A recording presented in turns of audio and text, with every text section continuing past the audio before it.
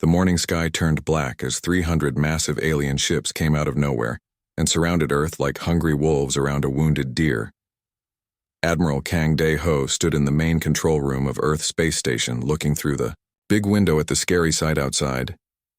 Each alien ship was bigger than most cities on Earth, and they all had weapons that could destroy entire planets.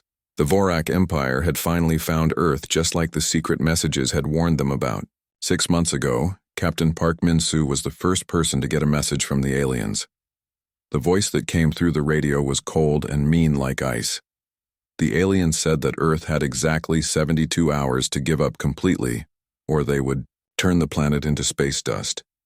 The message was clear and simple, but it made everyone afraid. The Vorak Empire was famous across the galaxy for being very cruel. They had destroyed 47 different worlds already and killed billions of people who tried to fight back. The alien commander thought that humans would be just like all the other weak species they had met before. He expected people to cry and beg and give up without a fight.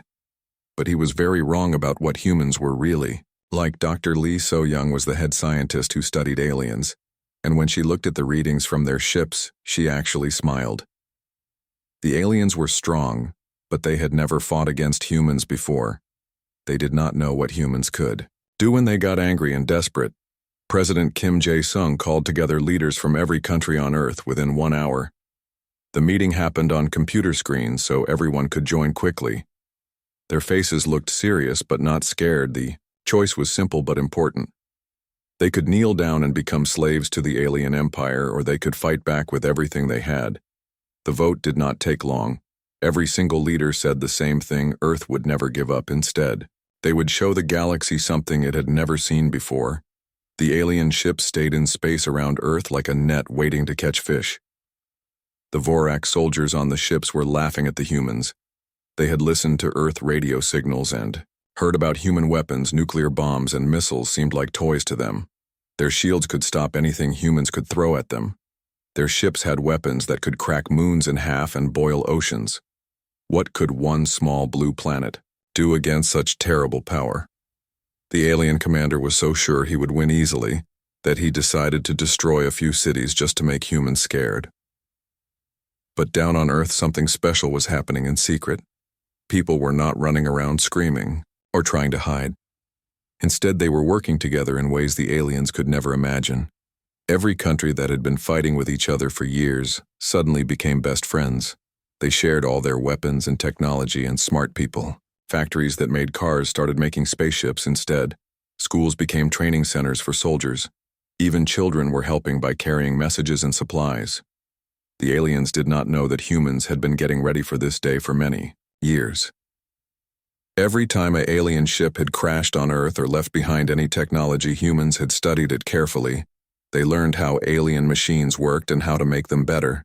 They built secret bases under mountains and under the ocean floor, where they made new weapons that combined human ideas with alien science. The Vorak thought they were fighting against one weak planet, but they were really about to fight the most dangerous species in the galaxy. Admiral Kang Dae-ho looked at his watch and saw that 24 hours had passed since the aliens arrived. Only 48 hours were left, but he was not worried. He pressed a button that sent a secret message to every hidden base on Earth and on the Moon and on Mars. The message was just 2 words, but they meant everything to humans everywhere. The message said, "Get ready," and suddenly millions of people who had been waiting for this moment started moving like a giant machine that was finally turned on. The real war was about to begin. The second day started with fire falling from the sky. The Vorak decided to show humans how powerful they were by attacking New Sol with their biggest weapon. The energy beam was bright like a second sun and hot enough to melt steel in seconds. The weapon could destroy entire mountains and turn cities into glass. But something impossible happened that made all the aliens very confused. Instead of watching New Sol disappear, the alien soldiers saw their most powerful weapon just vanish into empty space above the city like it was never fired at all. Colonel Oh Sung-min was sitting in a secret room deep under the ground, watching computer screens that showed everything happening in space. Above Earth, there were things that looked like normal communication satellites, but they were actually something much more special. They were energy eaters that could swallow any attack the aliens made and turn it into power for Earth. The aliens did not know this and kept shooting more and more weapons at Earth. Each attack made the secret human machine stronger instead of hurting anyone. Dr. Yang Haiwan was the smartest person who worked on the secret project called Lighthouse.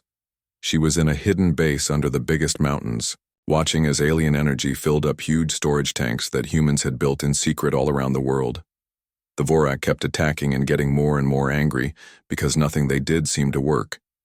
They thought humans had some kind of magic shield around Earth, but really the humans were just eating their attacks and saving up all that power for later. The aliens shot at cities and military bases and tried to break Earth communication systems, but everything they destroyed was fake. The real important buildings were hidden deep underground where alien weapons could not reach them. Commander Nam Soo-jin made sure that the fake explosions looked real on alien sensors, so the Vorak would think they were winning. Every destroyed building was actually just an empty shell while the real bases stayed safe and continued working on the secret plan. The alien ships moved closer to Earth because they thought their weapons were working just slowly. The Vorak commander was getting impatient because conquering planets usually took just a few hours, but Earth was taking much longer than expected. He ordered his ships to use even bigger weapons and attack more places at the same time. This was exactly what the humans wanted, because more attacks meant more free energy for their secret weapon system. By the end of the second day, the aliens had given humans enough energy to power entire continents for many years. The energy storage tanks were almost full, and the secret bases were getting ready for the next part of the plan. Hidden factories on the moon and Mars were working day and night to build things that would surprise the aliens very much. The Vorak thought they were fighting against one small, weak planet, but they were really charging up the most dangerous trap that humans had ever built.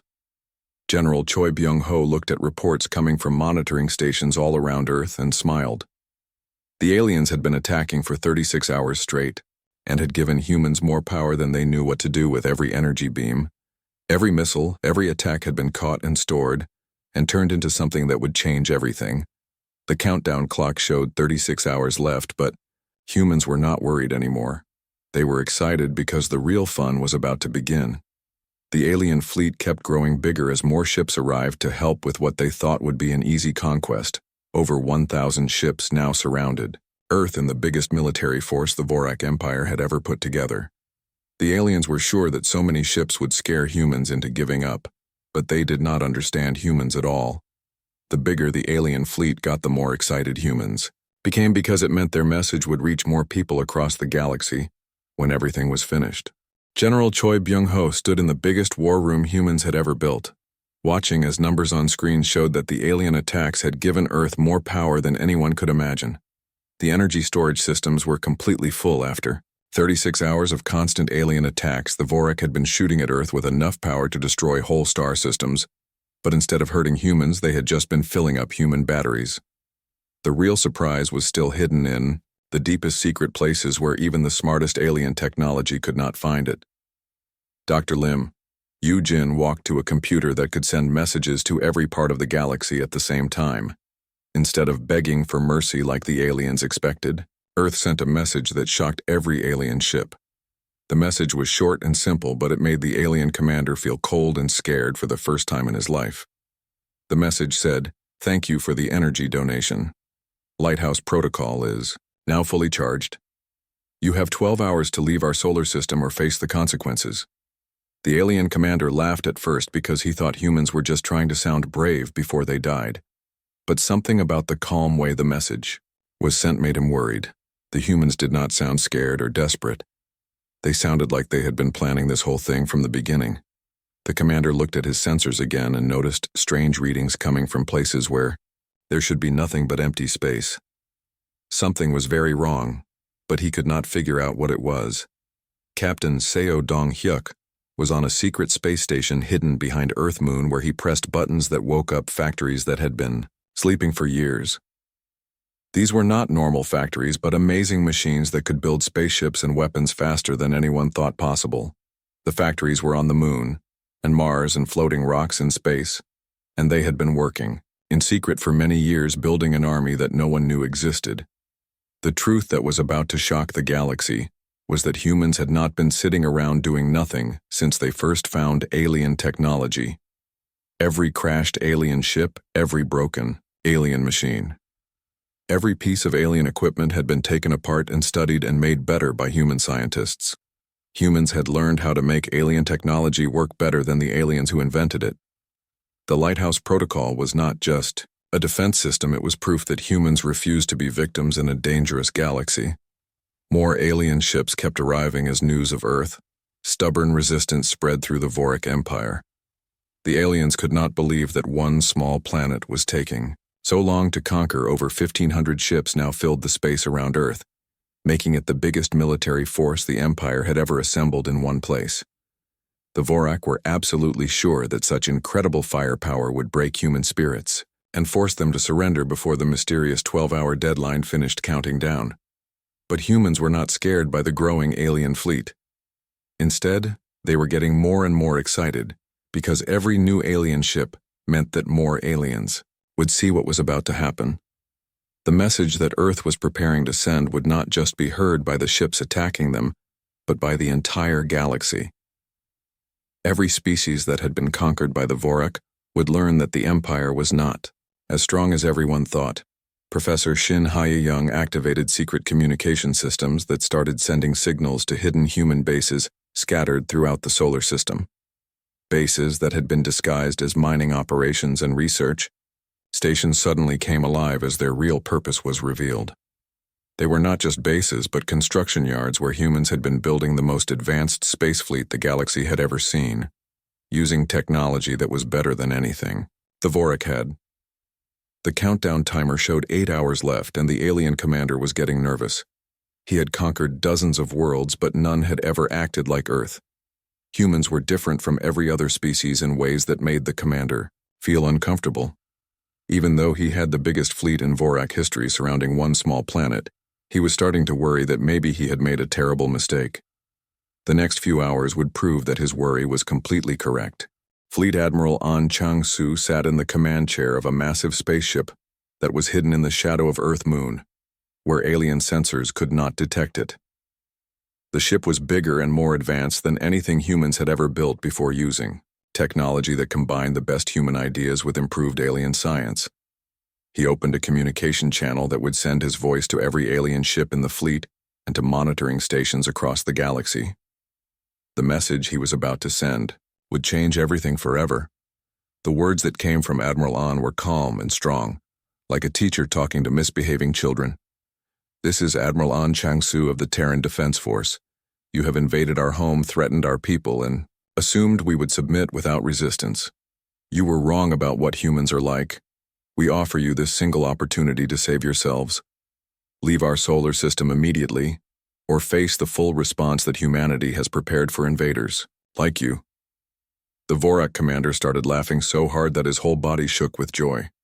The idea that primitive humans could threaten the greatest military force in the galaxy seemed like the funniest joke he had ever heard. His laughter was broadcast to all the ships in his fleet, and they all started laughing too. The commander sent back a message full of insults and threats.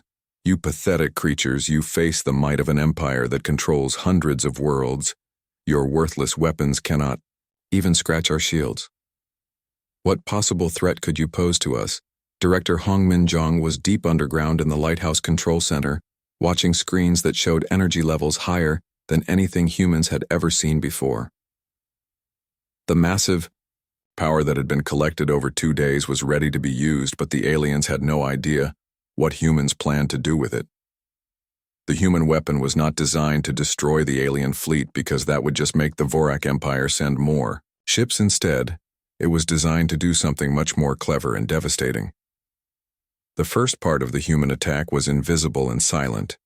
It targeted the communication systems that connected all the Vorak ships to each other and to their distant empire. Using the aliens' own energy weapons against them, humans sent a special signal that spread through the alien fleet like a virus. Within minutes, every Vorak ship lost contact with their command structure and their homeworlds. They were completely alone, unable to call for help or report what was happening to them. But cutting off alien communications was just the beginning of what humans had planned. Professor Shin Hae-young pressed a button that started the second phase, which would show the aliens the true scope of human preparation. Hidden bases throughout the solar system that had been disguised as mining operations and research stations suddenly revealed their real purpose. Thousands of launch tubes opened on the Moon and Mars, and floating asteroids as the secret human fleet began to emerge. The alien commander stopped laughing when his communication officer reported that they had lost all contact with the Empire. Every ship in the fleet was now isolated and alone in a hostile star system. The commander tried to maintain his confidence, but fear was starting to grow in his heart as strange readings appeared on his sensors. Objects were moving in space around them, objects that had not been there before, and they were moving fast toward the alien fleet captain. Quan Ji-hoon led the first group of human ships out of their hiding places behind moons and asteroids. The ships did not look like anything the galaxy had ever seen before. Their hulls seemed to flow and change like living metal, and they moved through space with grace that seemed impossible. Their weapons were unlike anything in Vorak databases, and their speed was faster than the aliens thought possible. The human fleet emerged from concealment, like hunters who had been patiently waiting for the perfect moment to strike. The Vorak ships tried to target the approaching human vessels, but their weapons seemed to pass right through them, as if they were shooting at ghosts. The human ships used technology that could bend space around them, making them nearly impossible to hit, while allowing them to strike back with incredible accuracy. The alien commander realized with growing horror that his massive fleet was trapped in a carefully planned ambush, and the hunters were not the Vorak but the humans they had come to conquer. Commander Bae Tae-hyun was the first human pilot to engage the alien fleet in direct combat, as he led 50 of the most advanced ships humans had ever built into the heart of the Vorak formation. His ship hull was made of metal that could change shape and color like a living creature, making it almost impossible for alien targeting systems to lock onto. The Vorak weapons that had destroyed entire planets seemed weak and slow when they tried to hit ships designed by humans who understood how those weapons worked. Captain Quan Ji-hoon commanded a squadron of smaller ships that moved between the massive alien vessels like dancers, performing a deadly ballet. The huge Vorak ships had been built to scare enemies with their size, but in close combat, they became easy targets that could not turn or move fast enough to defend themselves. Human fighters slipped between their hulls, striking at weak points that no other species had ever dared to attack because they were too scared to get close enough. The alien fleet found themselves fighting an enemy that seemed to know exactly what they were going to do before they did it. Dr. Ryu Sang-wook watched the battle from an orbital command platform as human tactical brilliance became clear to everyone watching.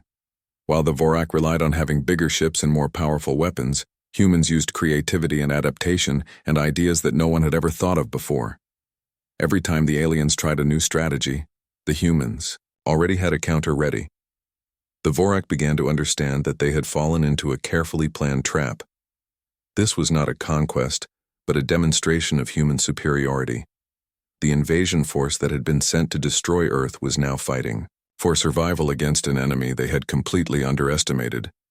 The alien commanders tried to reorganize their fleet, but human ships struck at their command vessels, first leaving the other ships confused and leaderless. Lieutenant Moon Soo-jin transmitted a message from her fighter as she destroyed her 5th alien ship in 10 minutes. "You came here expecting to find victims, but instead you found humans. We do not surrender. We do not submit, and we do not forget. Tell your empire that Earth is not for conquest.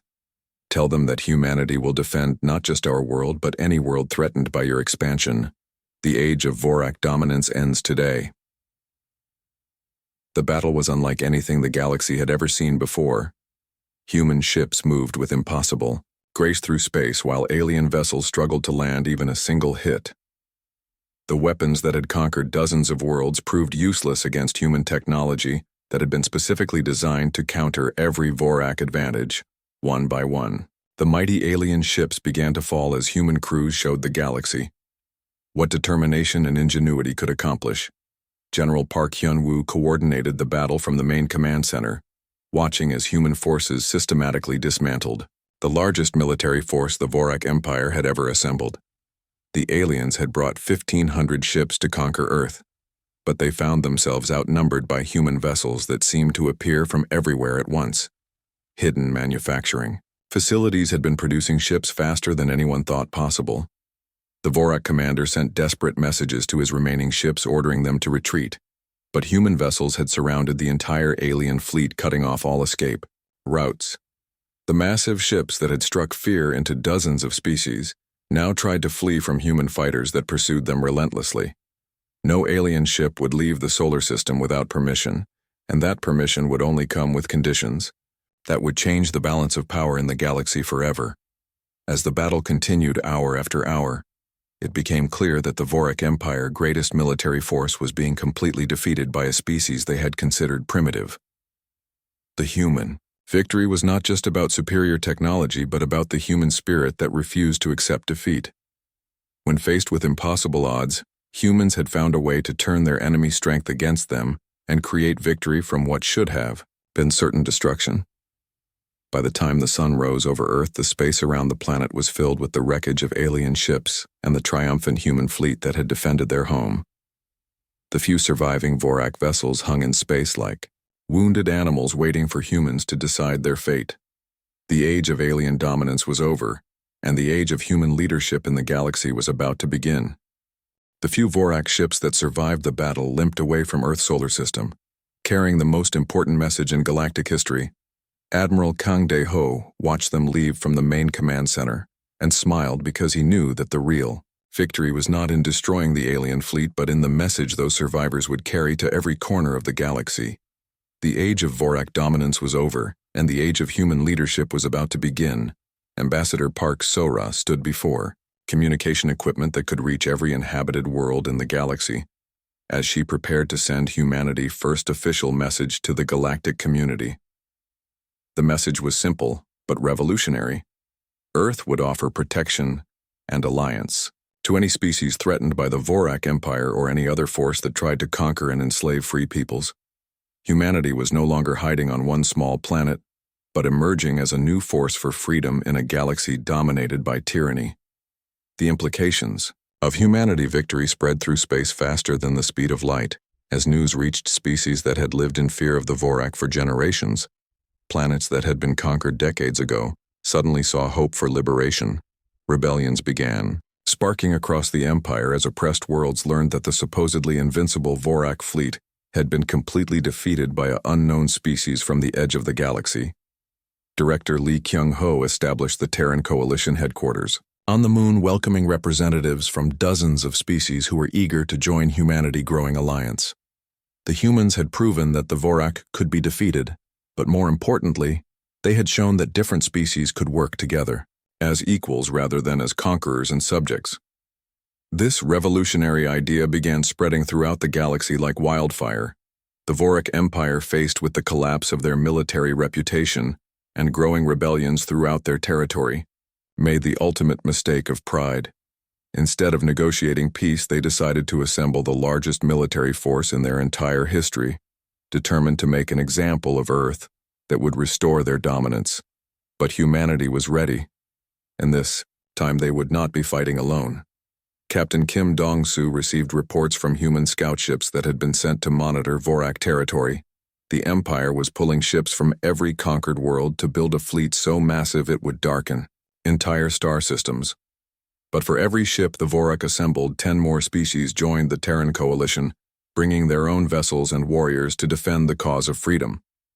The final battle for galactic liberation was approaching. President Choi Min-jung addressed the newly formed Galactic Council of Free Worlds from the Coalition headquarters, as representatives from over 100 species listened to her words. "We did not ask to become leaders in this fight for freedom, but when tyranny threatened our world, we chose to resist. Now we invite all free peoples to stand with us, not as subjects under human rule, but as equals in a galaxy where every species has the right to determine its own destiny." The response was immediate, and overwhelming. Species that had hidden from the Vorak for centuries emerged from distant star systems, bringing ancient technologies and knowledge that had been preserved in secret warrior races that had been conquered but never broken pledged. Their fleets to the Coalition scientists and engineers from dozens of worlds began working together to create weapons and defenses that would make the coming battle decisive. Admiral Yoon Sung-ho commanded the largest fleet of free ships ever, assembled as the final confrontation approached. The Vorak were bringing everything they had in one last desperate attempt to maintain their empire. But they would face not just humanity, but the combined might of every species that had ever dreamed of freedom. The battle would determine whether the galaxy would remain under the boot of tyranny or enter a new age of cooperation and peace. Dr. Kim Young-hee worked with alien scientists to develop new technologies that combined the best knowledge. From hundreds of worlds, the weapons being created were not just tools of war but symbols of what free peoples could accomplish when they worked together. The Vorak had conquered through fear and domination, but the coalition would win through unity and determination, proving that cooperation was stronger than oppression. The message that had started with humanity, refusal to surrender, had grown into something that would reshape the entire galaxy. Every species that had ever been conquered, enslaved, or threatened by the Vorak Empire now had hope. The final battle was coming, and when it ended, the galaxy would never be the same. The age of empires built on conquest was ending, and the age of free cooperation among equals was about to begin. Rebellions began sparking across the empire as oppressed worlds learned that the supposedly invincible Vorak fleet had been defeated by a previously unknown species from the outer rim of the galaxy. Director Lee Kyung-ho established the Terran Coalition headquarters on Luna, welcoming representatives from dozens of species eager to join humanity's growing alliance. The humans had proven that the Vorak could be defeated, but more importantly, they had shown that different species could work together as equals rather than conquerors and subjects. This revolutionary concept began spreading throughout the galaxy. The Vorak Empire, faced with the collapse of their military reputation and growing rebellions throughout their territory, made the ultimate mistake of pride. They assembled the largest military force in their history, intent on making an example of Earth that would restore their dominance. But humanity was ready, and this time they wouldn't be fighting alone. The final battle for galactic freedom was about to begin, and humanity stood at the center of the greatest alliance the galaxy had ever seen.